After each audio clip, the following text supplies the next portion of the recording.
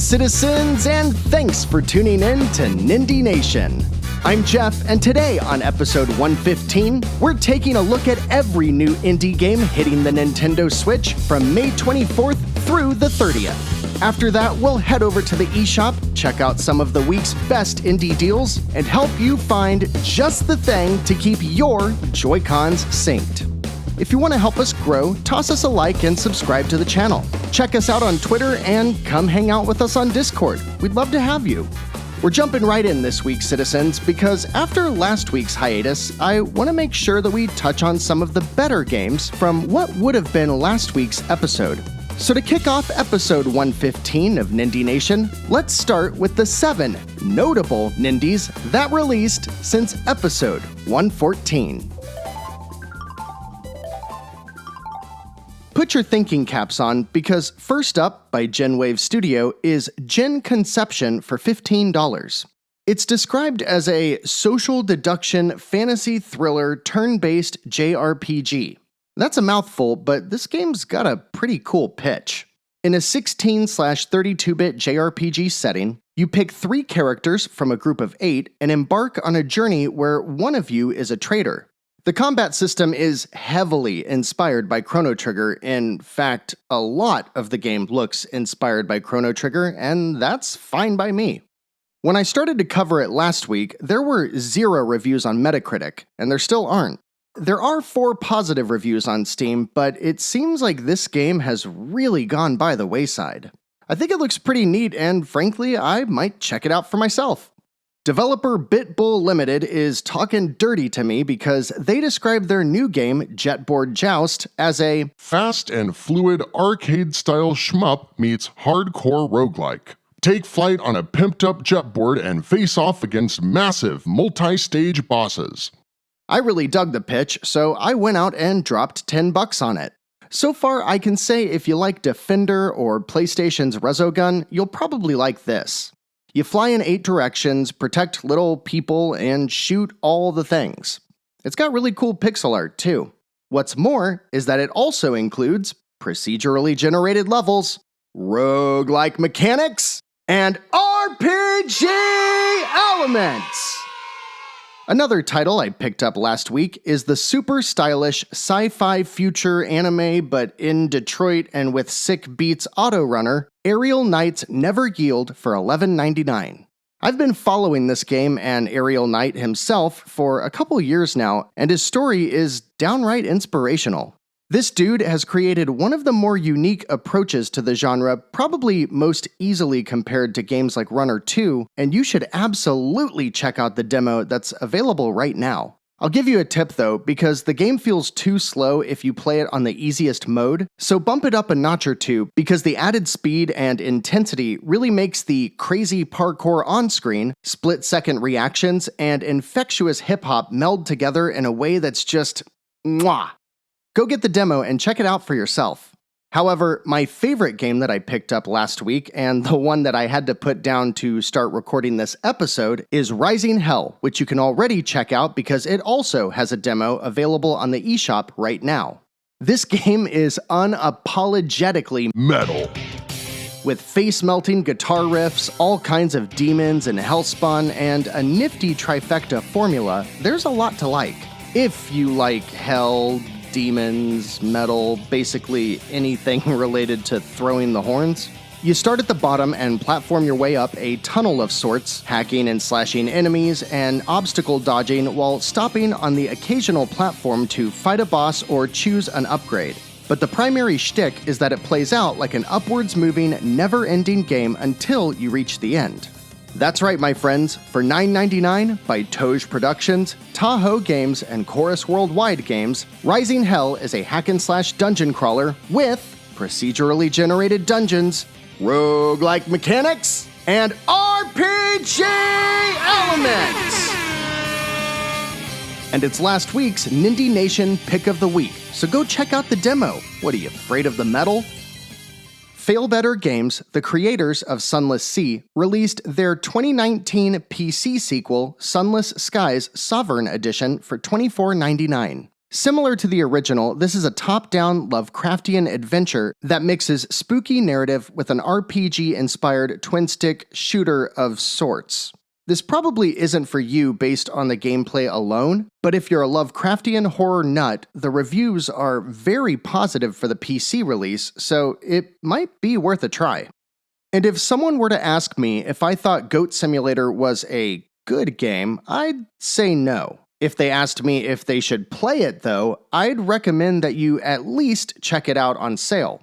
Similarly, the team at Double Moose and Curve Digital take the basic premise of a big, open, sandboxy world of physics, and instead of goats, they throw a bunch of old people in it. Just Die Already, Old People Mayhem Sandbox is exactly that. Goat Simulator, but with old people, a ridiculous amount of cartoony gore, and online 4-player with crossplay across every version, and it's $14.99. The reviews are pretty mixed, mostly mediocre, but I mention it in this list because it's probably worth throwing on your wish list, and if you've got some friends to laugh at it with, picking it up once it's only a few bucks. Finally, the team at Those Eyes sure are true to their namesake, because they released a Cold War adventure game with quite the art style. Upon first seeing Cosmic Top Secret, my first thought was, Those eyes! Because everything about this game looks super weird. It's won awards for digital storytelling and is unique if nothing else. It's not my bag, but it is widely praised for its nonfiction take on the Cold War and quality approach overall to the adventure genre. If that sounds up your alley, you can pick it up for $9.99. Really though, Rising Hell is a ton of fun. At least check out the demo. And the same goes for Never Yield. Within 10 minutes of each, you'll know if they're for you or not. If you're picking up or adding any of these notable Nindies to your wish list, sound off in the YouTube comments. Over the past month, we've started to see a shift where the new releases are now spread out pretty evenly from Wednesday through Friday. But that doesn't mean the pipeline has slowed down. In fact, we've got a great week ahead. These are the 22 Nindies hitting the eShop from May 24th through the 30th. You know that Skull and Crossbones game that Ubisoft has been working on since, forever? Well, Team 17 brought the graphics down a bit and released their own version of pirates and ship-faring combat with 3D Cloud's King of Seas for $19.99. There's a demo if you want to check it out for this game as well, but you can definitely count on cannon shootouts, fishing expeditions, treasure hunting, and more in this game, which includes procedurally generated worlds and YARPG elements. Also on Tuesday the 25th, Toyful's attempt to turn Crazy Taxi into a zany multiplayer party game with a gimmick finally releases, with Very Very Valet launching for $24.99. With ridiculous antics for you and up to 3 other friends on the couch, you can count on good fun as you valet other people's cars. It looks like a good time, but that's a steep price tag. Thankfully though, there's also a demo for this one, so you don't have to go in blind. I love all the demos this week, you know? Before we get to a boatload of titles on May 26th, here's a few to make sure you avoid, like you would that crazy guy standing on the corner with a megaphone screaming about fire and brimstone. Benjamin Kistler barely ported mobile game Eat Your Letters, forgetting that the Switch has buttons, a dock, and that it can be held horizontally. While he suggests we eat letters, I suggest he eats Mario. PixArts releases Skittles, which looks like what you'd get if a 3-year-old described bowling to an alien who then built a video game that would ship as a pack-in title for the eMachines computers that you could get for free back in 1999. Anyone remember those? And then before getting back to the actual games, Alcyone releases Connect Colored Dots Fun Water Flow Pipeline Art Puzzle Game. I can't tell if this is a game or a YouTube thumbnail. Sure is a garbled mess of words though. On Wednesday, May 26th, a game that I'm very interested in releases from the Caps Lock Cruisin' DigiArt Interactive. Aluna, Sentinel of the Shards is a $20 single-player take on Diablo, complete with fantasy themes that seem a bit lighter in tone, set in 16th century Latin America, and comes complete with all the isometric hacking and slashing RPG action you could ask for. This game is a big unknown, so I'm not telling you to rush out and get it, but I am suggesting you keep your eye out for reviews. I love this style of game and haven't really dug into one of them since a brief obsession with Path of Exile a couple years back. So if this can reignite that flame just a little bit, I'll be all over it. Something I love about Nindie Nation is how, over time, we start to identify publisher trends and reputations. One that I've noticed over the past year especially is Akupara Games' ability to find truly bizarre titles that put a visual twist on an existing genre, and I think that might be just what we've got with their latest game, Mutazione, or Mutazone, I don't know.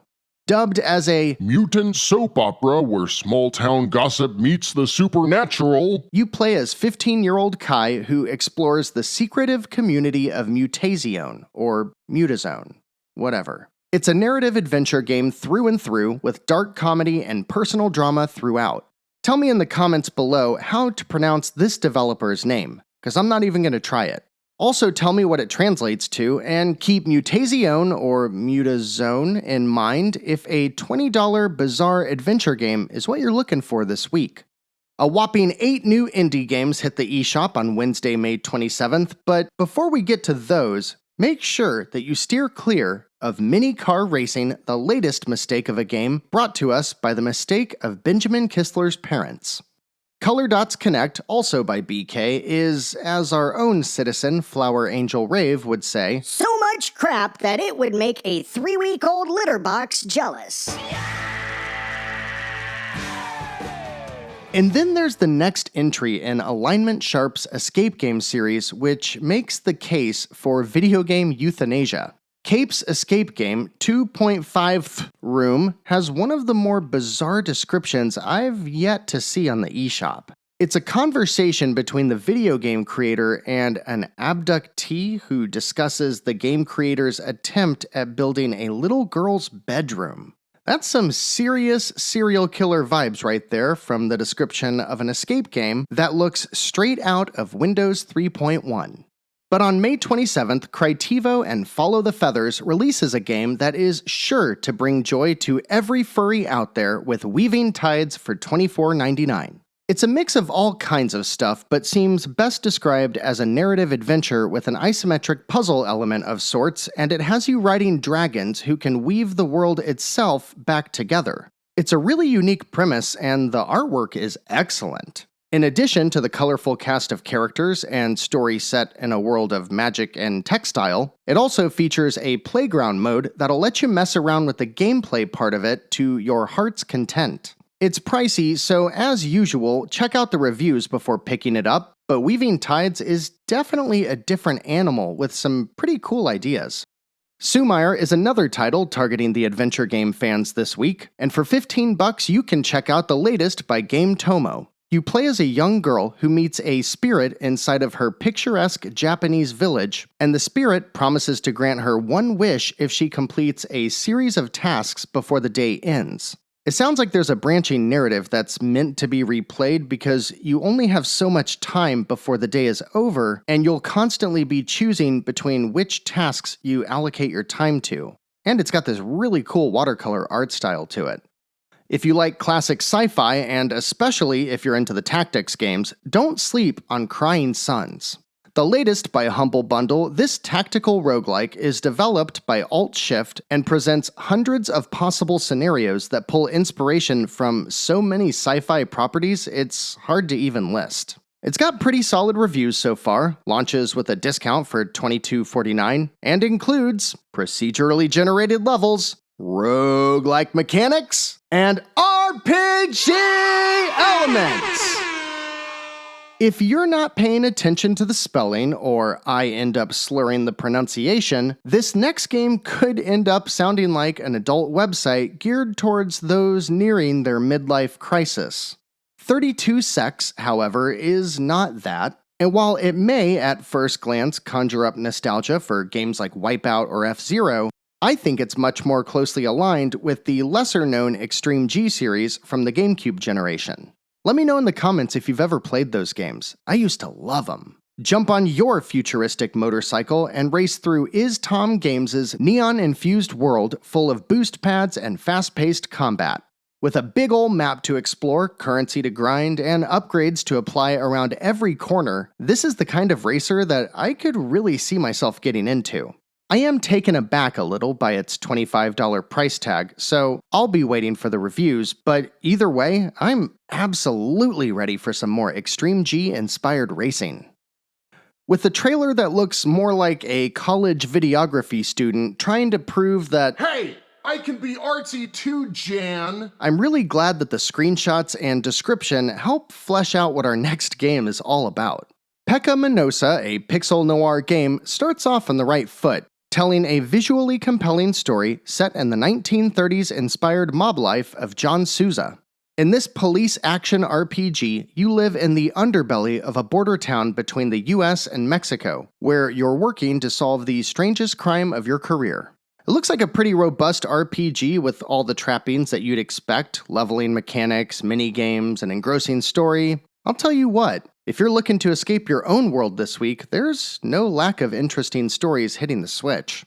Pekka Minosa is the rare game that actually seems cheaper than it could probably get away with, coming in at $13.99, and I really appreciate that. I'll be watching this new release by Serial Games and Badland Publishing and suggest if you're into noir cop dramas, you do the same. After taking potshots at Jandu Soft for the majority of Nindie Nation's run, I gotta say, they're really starting to come around with games that are looking better and better. Now, don't get me wrong, this week's release of 8 Dragons doesn't look like much more than a retro pixel side-scrolling brawler, but the approach sounds fun. Featuring Extreme Multiplayer. You pick one of the 8 players and apparently experience a different progression through the game based on the character you select, with even more options opening up if you bring anywhere from 1 to 7 other players along for the ride. It features variable speed and difficulty options, as well as an arcade mode if you want to just let the game tell its own preferred version of the story. Fittingly enough, 8 Dragons, with its 8-player multiplayer, is in fact $8. And I just might throw this one on the Nindies at Night docket for the week. What do you think? Now, I'm about to throw a bunch of references your way describing our next game, but just know that Pathway holds a special place in my heart as a game that swept me away when it originally released on the PC a couple years ago, and I really can't wait for more people to experience it on the Switch. Set in 1936, this adventure by Robotality follows a group of adventurers on a quest to reach a magical artifact before the Nazis. The premise and tone is somewhere between Indiana Jones and Uncharted, with overall progression that feels kinda like a modernized Oregon Trail, and combat that's like a mix of Fire Emblem or XCOM. The turn-based strategy combat takes place throughout the adventures of 16 different unlockable characters as they progress through 5 different stories to reach the treasure. Along the way, you make decisions based on where you steer your caravan and how you level up your party. Pathway is best suited for those who like turn-based strategy games, but with its difficulty options, it could be a good first step into the genre if you're big into the Indiana Jones style of fiction. There's also no shortage of content, with probably a good dozen or so hours of campaigns to play, and plenty of reasons to revisit when you're through. I love Pathway, and especially with it launching this week at only $12.79, while there's a lot of good stuff coming to the eShop this week, I gotta give Pathway Nindie Nation's pick of the week. I've also been pretty hard on Art Game Studio in the past, and for good reason. They're the ones responsible for bringing Pooplers to the Switch, and that game is so bad that poop jokes don't even suffice. This week, well, hey, do you have this on in the background? If so, pop open the window or take a look at the screen, and for audio listeners, I apologize, because this week's game is called, this. Like, nobody thought to say, Hey, maybe we should give our game an actual name so people can discuss it. nobody? The thing is, it looks kinda cool at just over $3. This is an obstacle platformer where you control this thing and maneuver it around. Whatever, this is too hard to explain, and the name, if you can call it that, is annoying me. Let's go ahead and talk about the rest of the crap games and move on to Friday the 28th. Diplodocus Games is releasing Regina and Mac World, which looks like a great platformer for people who only like things that are bad. Alucious Music and Gaming proved that gaming is only half of what they do when they team up with Isla Chokliar to bring back the duo who made a game last year capitalizing on the worldwide stay-at-home order. This new farce is called Route Me Mail and Delivery Co. and looks awesome if awesome is walking around from point A to B in a poor man's Earthbound. F this game and f these companies.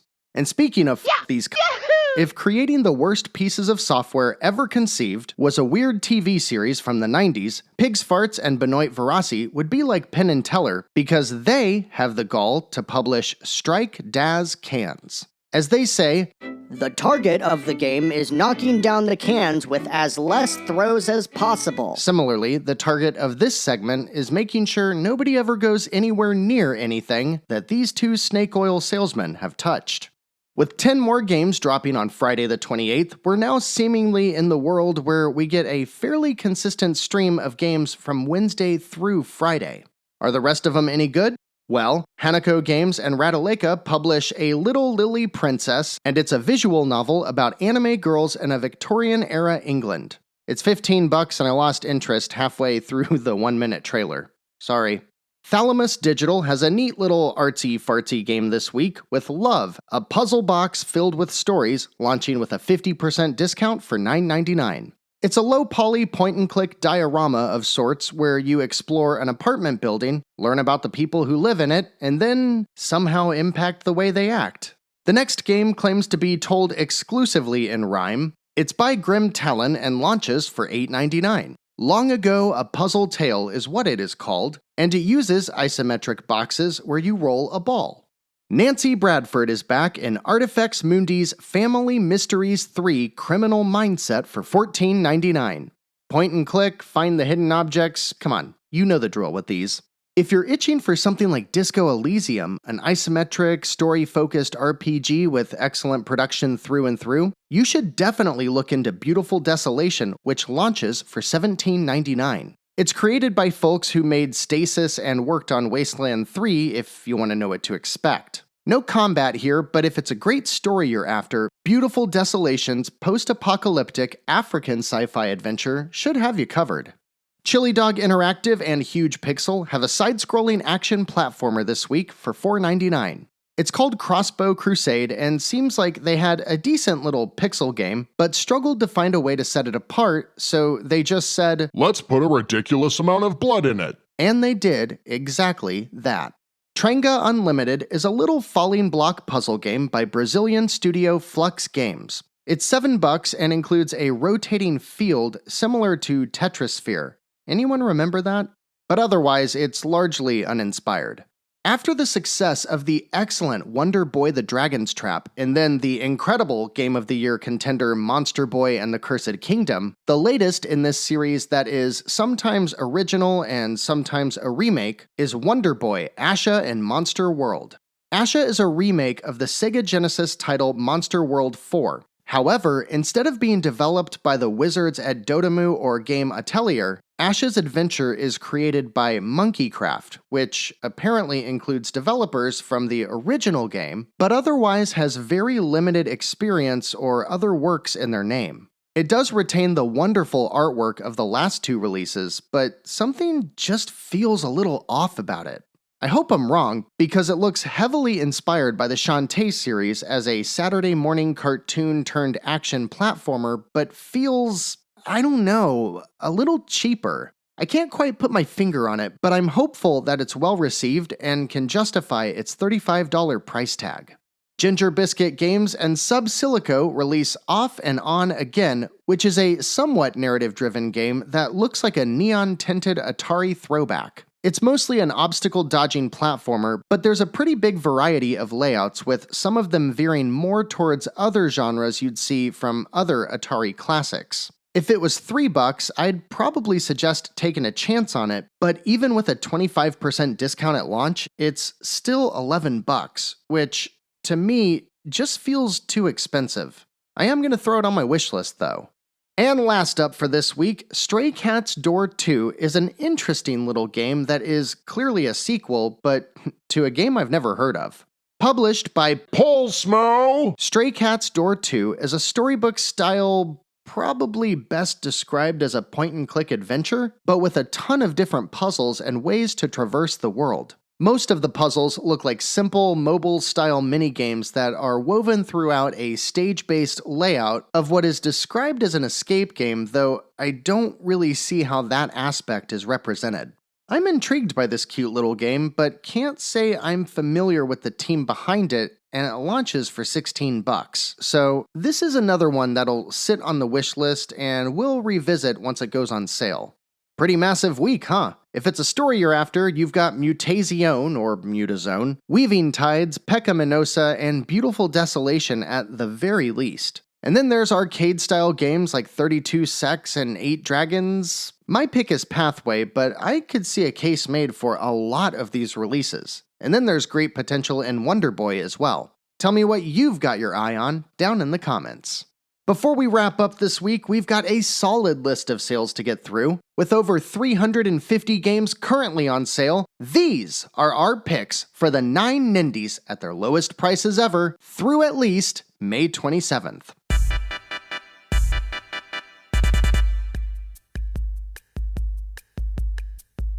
First up is practically a must-buy. Ori and the Will of the Wisps is one of the best games on the Switch and one of the best Metroidvanias, period. You should play the original first though, so be sure to check that one out.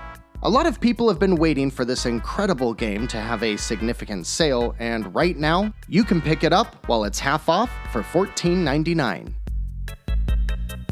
And then our usual title, which expires a bit earlier on May 26th. I wanted to bring up Chasm because it's a game that I slept on for a long time, but I finally picked it up recently and have really been enjoying it. It's a more traditional side-scrolling Metroidvania, but uses randomized worlds to change things up, even though that seems to have varying levels of success. I am having a ton of fun with it though. I think the artwork is fantastic, and I love all of the progression elements. I do agree that a static, purpose-driven layout might have been a better fit though, but either way, I think it's absolutely worth $9.99 while it's half off, and it gives us one more reason in this episode to tell you all about its procedurally generated levels, roguelike mechanics, and RPG elements! One of my favorite titles of 2021 so far is an impulse buy territory this week, as Habroxia 2 is half off for $4.99. This side-scrolling space shooter features great pixel art, multiple paths within levels, and a wildly customizable progression system that almost acts as its own difficulty setting. It's great, the music is great, it's got a new game plus mode that's great, and it can be 100%ed in about 5 hours. Check it out! A frequent visitor to the Nindie Nation Deals segment is Crypt of the Necrodancer, which is at its usual sale price of 80% off for $3.99. This game is so unique that it's hard to tell if any specific gamer will like it, but I bet most of the people who pick it up would feel like they got $4 of value out of it. It might look complicated, but the premise is explained very well, and the progression loop is quite generous, which will keep you coming back. I say take a chance on Crypt of the Necrodancer if you've been holding out, and will remind you that this rhythm-based title comes complete with procedurally generated levels, roguelike mechanics, and RPG elements! A game that's generated a decent little following among the Nindie Nation citizens is the accurately titled Morbid, the 7 Acolytes. It's a horror punk action RPG with a Souls-like difficulty and progression that is just straight up gore porn. Wow. Apparently that's a real word, because I expected spell check to highlight that, but nope. gore porn is a thing. Never gonna type that in again. Huh. Morbid is tough and super gross, but it's received great reviews and is currently listed with a 50% discount for $14.99. Dungeon of the Endless is a game that more people should play, but I think that its premise, or difficult to explain premise, is what has turned a lot of people away. It's essentially a mix between tower defense and real-time strategy, but also includes resource management and an intoxicating mix of calming still and intense panic. It's a pretty tough game, and there's a lot of depth to it, but I still think it's well worth a try, especially when it's 80% off for just $3.99. If it's a super simple but well-crafted action platformer you're after, Doggerai is a great way to spend a couple hours. It's a ninja game built within the confines of the Game Boy hardware and is nostalgic fun through and through. With a 60% discount, $1.99 is a great price for a game that can easily be completed over a weekend. Another game that can be completed over a weekend, or in this case, under an hour, is Panzer Dragoon Remake. Now, unless you're nostalgic for that classic on-rails shooter with games like Star Fox or even Rez, this might not strike a chord for you. But after a rocky launch, I think this game is now in great shape. It's got a few modes to tinker with, and just like the original, chasing your own best scores, or those on the leaderboard, is always fun. Right now, Panzer Dragoon Remake is 75% off for $6.24, and if you already own a game by Forever Entertainment, you'll get another couple bucks off that price upon checkout.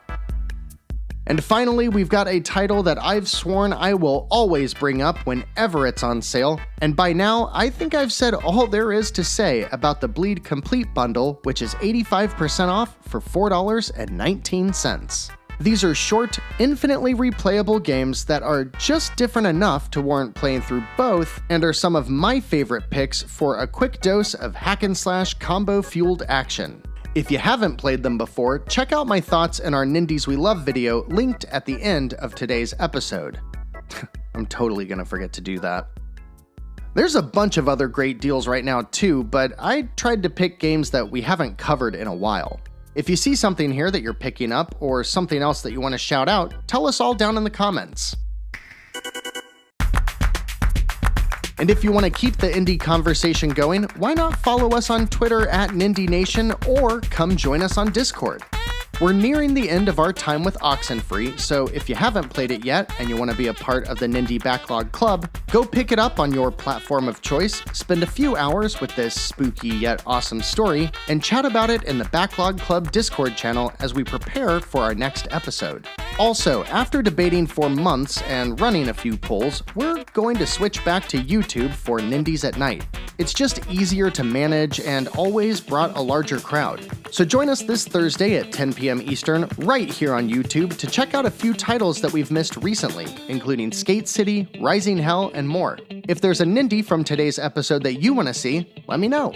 Don't forget to like, subscribe, and share Nindie Nation to help us grow. And as always, thanks for joining us today.